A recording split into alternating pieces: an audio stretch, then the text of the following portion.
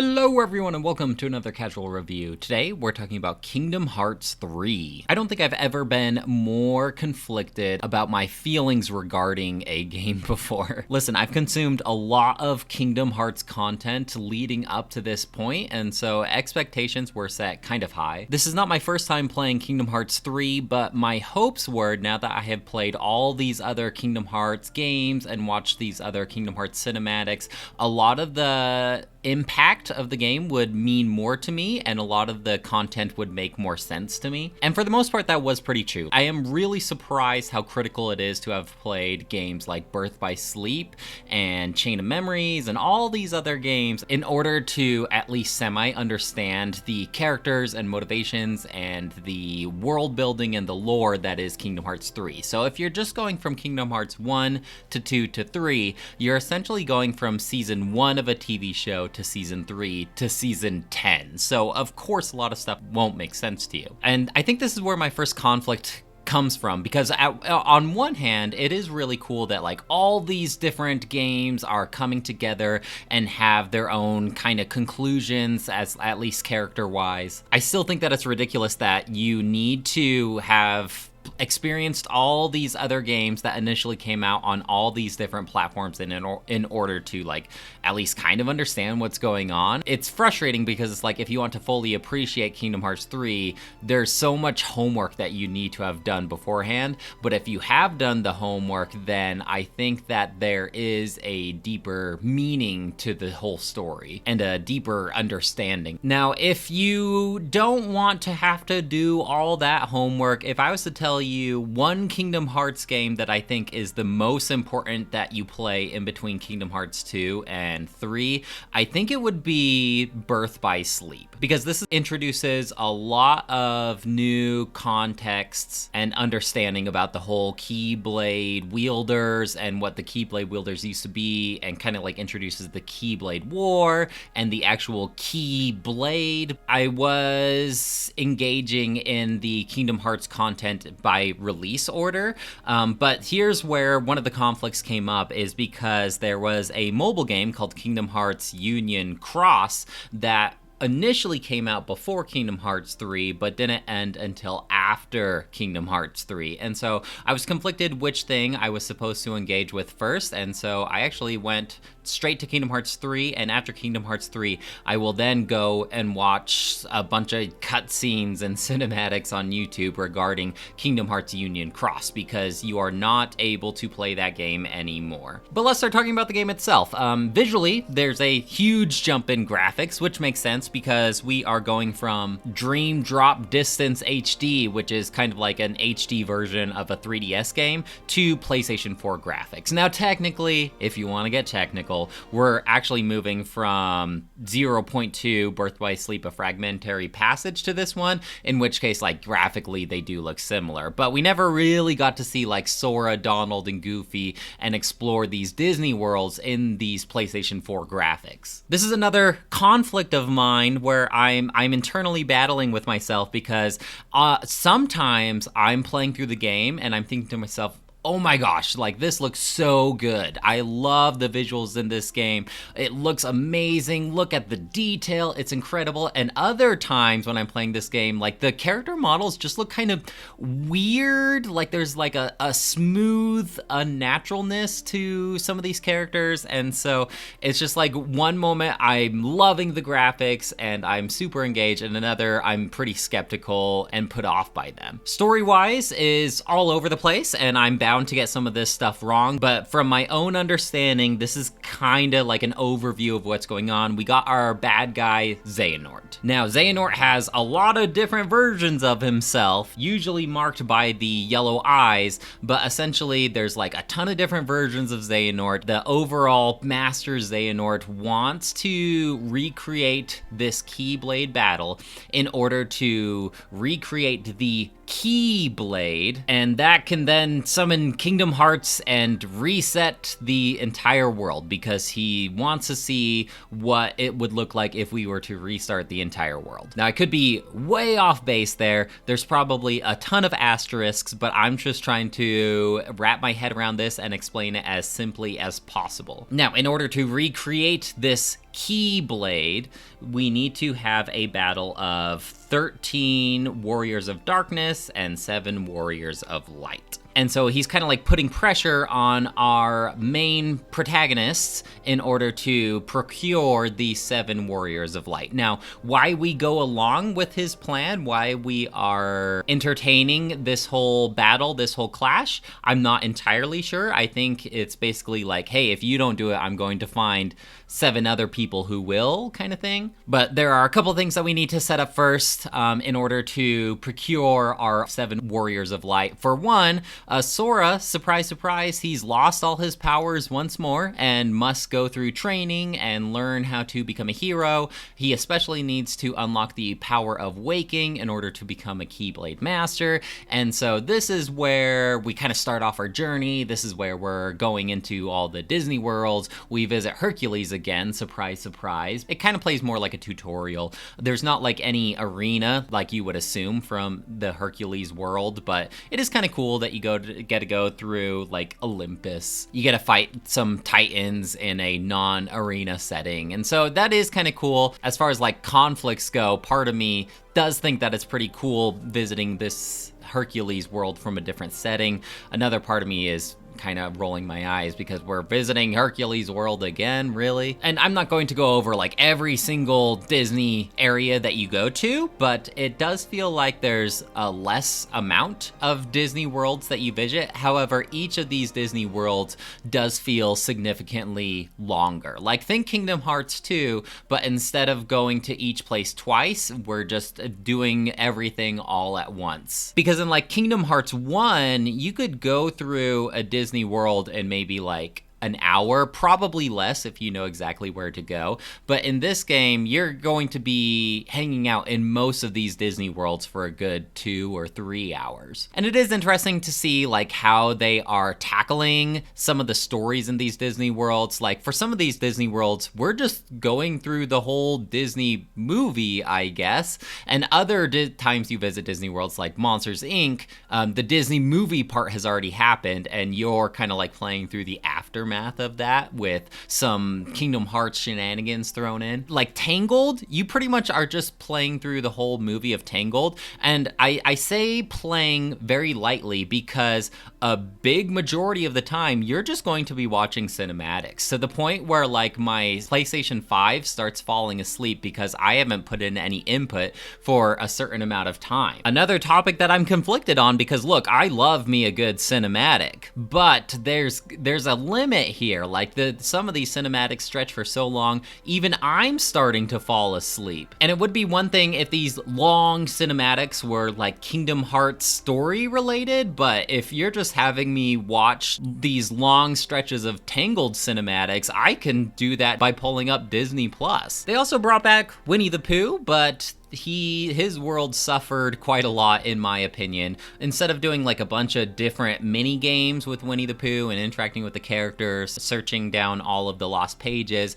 it's basically just like a mobile game where you're just trying to hit like vegetables or fruit into each other. It's kind of like a Bejeweled style puzzle game, and that's it. But I don't mean to like complain too much about the Disney worlds that you visit. I think some of them actually are pretty good. Like I was kind of bummed that we were going back to Pirates of the Caribbean, but that world was actually one of my favorite because of the naval combat was actually pretty interesting. A lot better than Kingdom Hearts 2 in my opinion. Now, as I'm navigating across these Disney worlds, I'm just thinking to myself, man, like Sora is such a goober. Like he has always been kind of like silly, more upbeat, but I feel like they really cranked that dial up to 10. And the first time I noticed it was when I was playing Dream Drop Distance, where he's like equal parts incompetent, but also competent, and I'm just so conflicted about my feelings towards Sora as well, because he's such a likable guy, but also he just needs like everything laid out for him, and he's just kind of like the punching bag of everybody. Even Donald and Goofy give him a hard time a lot of the times. And you would just think after all of the adventures that he's been through, after all of the experiences that he'd have, he'd at least feel a little more capable and in control of the situations. You know, you think he'd be a little quicker on the draw at this point, but also I do like that he's kind of a goober compared to all these super serious anime characters. See, I told you, I'm like conflicted so much about so many different aspects of this game, and so being able to blab out in front of a microphone is kind of helping me sort my own thoughts. So we're gonna ultimately find out how I feel about this game together. Let's talk about the combat now. Now, the combat is pretty similar to what we've played through before. There's no commands. It's more like Kingdom Hearts 2 in that aspect. You have your magic list, you have your item lists. There's going to be a lot of reaction commands. They're less curated than they are in Kingdom Hearts 2. They just kind of get triggered, but these reaction commands get triggered all of the time. So at first you're given simple reaction commands like, hey, do this little attack with Goofy, or do duck flare with Donald, and these pop up pretty frequently, maybe like once or twice a battle. Another reaction command that you're given are these attractions, and I did not like the attractions, I don't think. Basically, you can like summon a Disneyland ride, and you can ride it as you go around defeating Heartless and Nobodies, and so it feels very cheap, and it feels very overpowered, and it is very time consuming, but it is very flashy and visually colorful, which is fun. But ultimately, like, it looks like it does a ton of damage, but it really doesn't, and it ends up just being like super time consuming, and it is such a weird like tonal shift as well. So for like example, you're fighting a big Heartless, and then randomly you summon a carousel, and you start riding around the carousel, and it's so fun, and it's sending like blast waves and hurting the Heartless. Or like you create your own pathway, almost like the Grizzly Rapids ride, and then you're like and you're like riding on this raft, and tonally it's just like such a weird shift, especially if you're supposedly doing like a high stakes battle. You're fighting like an Organization 13 member, or you're clashing with Ansem or Xehanort or whoever, and then suddenly you summon this giant pirate ship and start flinging waves at them, and it's playing this fun, happy music, and it's just so weird, and ultimately I did not like the attractions. In place of drive forms from Kingdom Hearts 2, you kind of get these form changes depending on what Keyblade you have. And another thing that I'm conflicted about,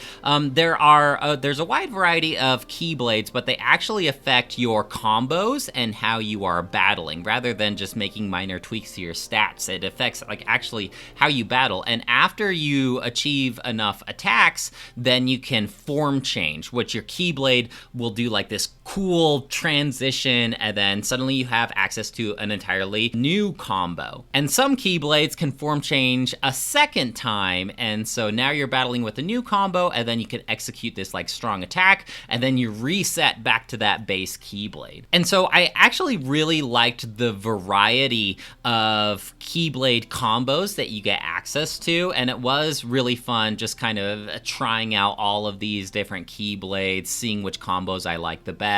It made getting a new Keyblade actually pretty exciting because it can drastically affect how you are battling. Another cool thing about these Keyblades in Kingdom Hearts 3 is you have the ability to upgrade them. So let's say you get a Keyblade early on with like Hercules World, and you really like the form changing with that specific Keyblade. You are welcome, as long as you have the materials, you're welcome to upgrade that Keyblade at the Moogle shop. I do like the idea of upgrading your Keyblade so you can stick with the Keyblades that you really like. I don't like the idea of having to find the proper materials in order to upgrade the Keyblade. I wish that the Keyblades worked a lot more like the drive forms in Kingdom Hearts 2, where each Keyblade kind of has like its own experience meter, and they can level up on their own depending on how frequently you use them. That way you get that feeling of progression just by using the Keyblade, because it's kind of like gaining its own experience and leveling up. And I think that's that's one of the reasons that I really liked how Birth by Sleep did their commands, is because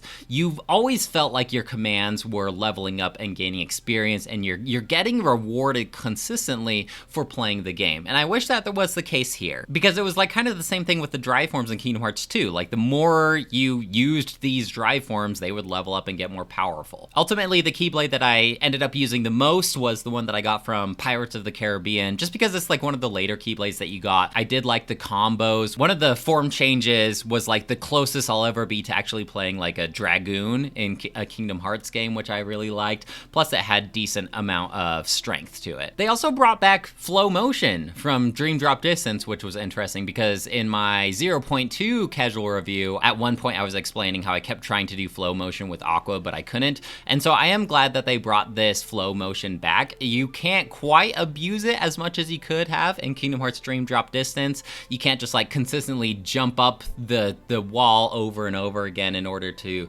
get to crazy new heights, and there's just no limits. But you can potentially like run up the wall or do little attacks from the flow motion combos. They don't seem to do nearly as much damage as they did in Dream Drop Distance though, and so I was not abusing the flow motion as much as I did in that game, but it was cool, especially when you have these situations that are curated around the flow motion concept. Shot locks are also back, which I love shot locks. Ever since I played Birth by Sleep, I have always abused shot locks whenever they are available to me. This allows you to basically like put this reticle over enemies and then fire projectiles at them. They actually do a decent amount of damage, and the cool thing is, like, depending on what Keyblade you're using, they have different shot lock effects too. Summons are back. I don't think they call them summons though. I think they call them links, but the characters that you get access to in forms of links is pretty cool. It feels like a rather limited list, maybe like 5 or 6 different links.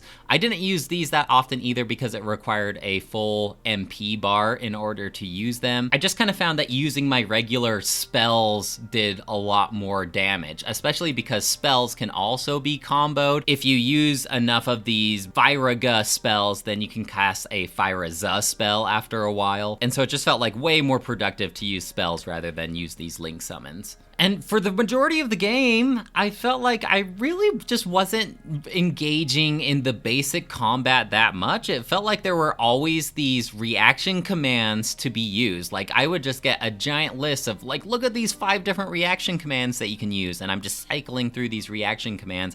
And so combat-wise, it looks very visually appealing. It's very flashy. It's very cinematic. It's very fun. But at the same time, there's not that much context to it, just because for a decent amount of combat, I'm just watching these cinematics happen rather than actually like getting to engage and do any of the combat myself. Now this got better like as the game went on and the fights got a little more prolonged and difficult. I did feel like I was engaging more in like the basic combos and combat, trying to dodge and block and things like that. But for a larger chunk of the game than I would have liked, I am doing these reaction commands just watching cinematics. Here's another thing that I feel super conflicted on. Sora has a cell phone now because that is the age that we live in. So your friends Chip and Dale can call you over your cell phone. You can talk to the other Warriors of Light on your cell phone. But what else do millennials do with their cell phones? Well, we take selfies and pictures with each other. And so there is like a photo mode where you can pose with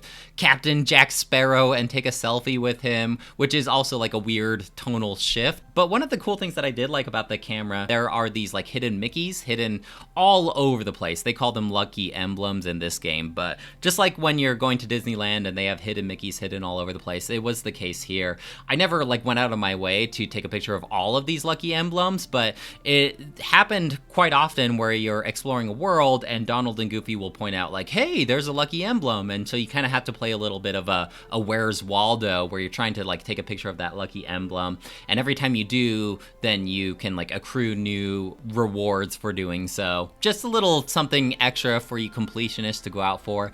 Another thing that Donald and Goofy are constantly calling out are good spots to find ingredients. So as you are playing through the game, you might find like plants or to-go food containers, and you're consistently gathering up these ingredients. And then when you go back to Twilight Town, you can interact with Remy from Ratatouille. They call him Little Chef, and you can do a very quick, brief mini game. I guess you're trying to like input the controls just right, and you can cook dishes with Little Chef, and these provide you bonuses in game when you eat them. It was kind of satisfying because you have this whole menu at the bistro that Remy is cooking at, and then it is kind of fun like filling out the items on the menu, and he's just so darn cute, that Little Chef. What else do we do on our cell phones? Of course, we are playing games on our cell phones, and so as you're playing through the Kingdom Hearts game, you unlock little basic like Game & Watch games for your cell phone that you can play through.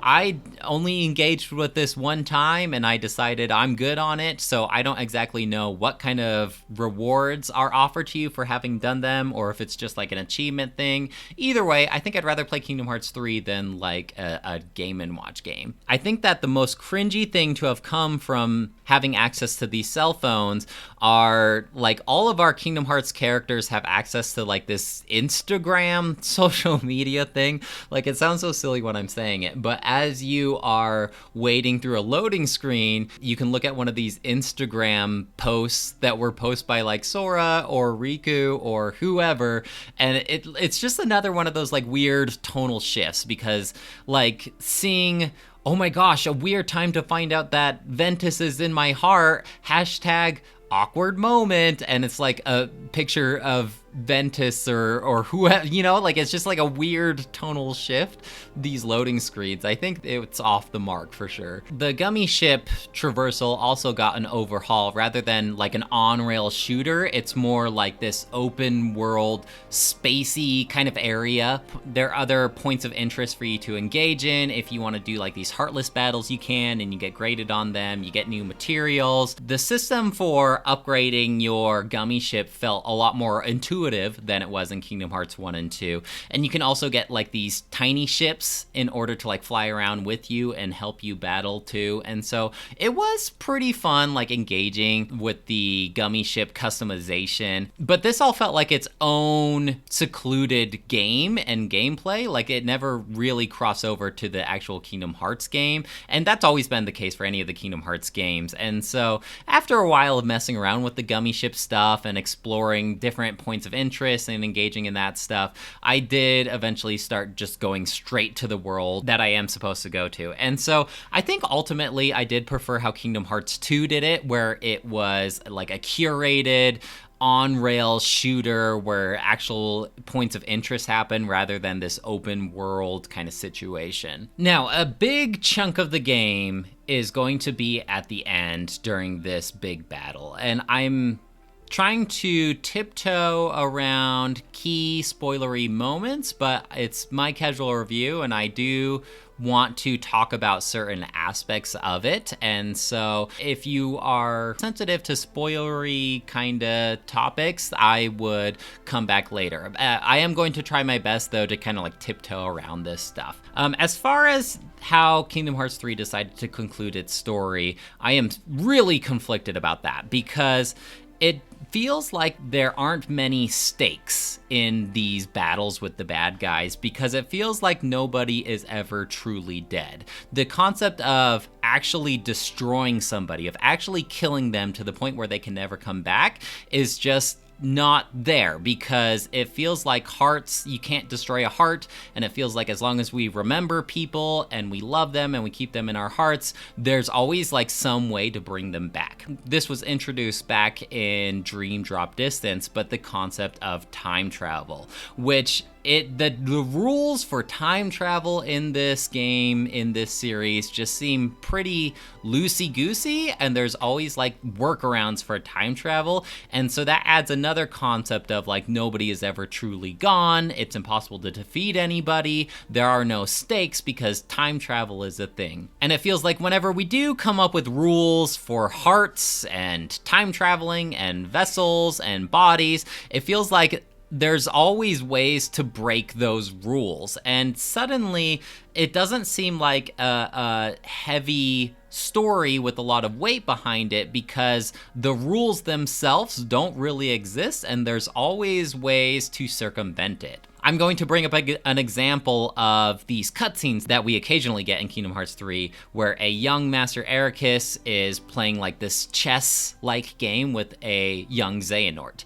And as they are playing through chess, young Xehanort seemingly has Master Ericus put up in a corner. Like Master Ericus, he's down to his last piece, and suddenly he just summons a bunch of other pieces with light. And he's just like, see, I told you there's more that meets the eye to light. And I think I kind of have a problem with how Kingdom Hearts decides to handle that kind of stuff. It's like, oh, if even though we are in our most desperate, darkest situation, we can always just have a backup plan, and suddenly just a bunch of other lights come into fruition. As far as like the stakes and the weight and the gravity of the situation, I have a problem with that kind of stuff always being an option.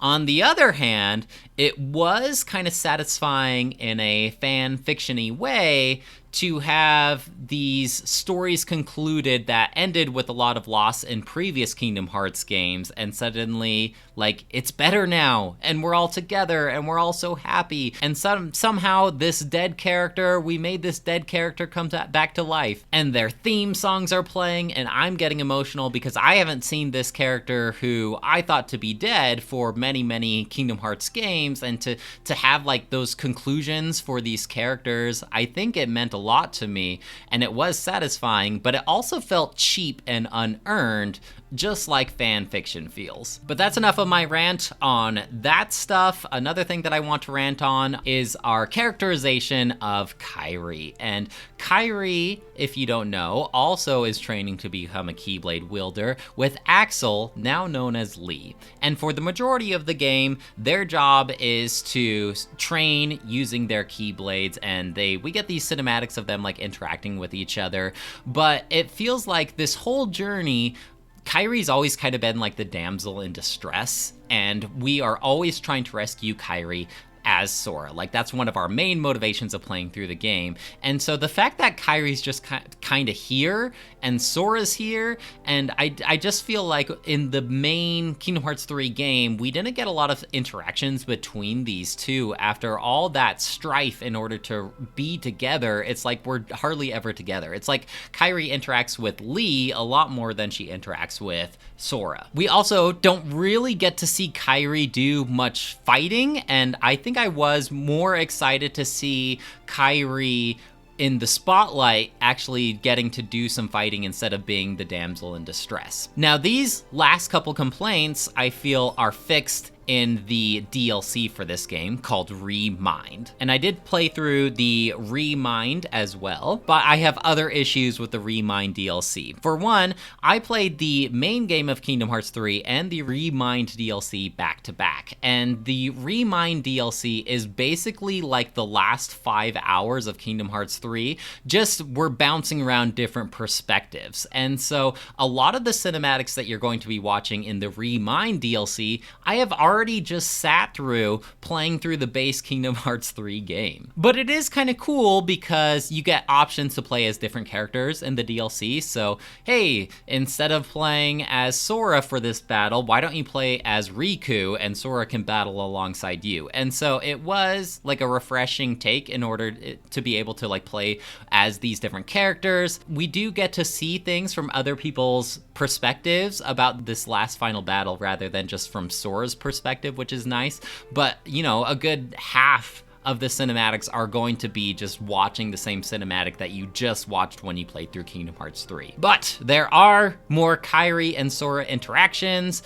and we do get to see Kairi shine combat-wise, if just for a brief moment. Now that I played through all of these other Kingdom Hearts things and watched all of these other Kingdom Hearts things, a lot of things make more sense to me, especially during this last final battle in Kingdom Hearts 3. There were a couple exceptions, and I can speculate that they are from the Kingdom Hearts Union Cross mobile app game. It seemed like there were a couple references to like Keyblade, all these Keyblade wielders of the past, and hopefully that stuff does clear up when I go back and watch those cinematics. We'll probably do like a bonus casual review on those cinematics. And while I can't say that I completely understand all the going-ons of Kingdom Hearts 3, I feel that I understand the majority of the lore and the story building. And I do like that it kind of like wraps up a lot of loose ends, at least for these non-numbered Kingdom Hearts games. Now, after you play through the like main content of the Remind DLC, you do get access to a decent number of really difficult battles as Sora. Basically, you're playing as like Data Sora in this computer simulation, and you're trying to like battle all these really difficult fights.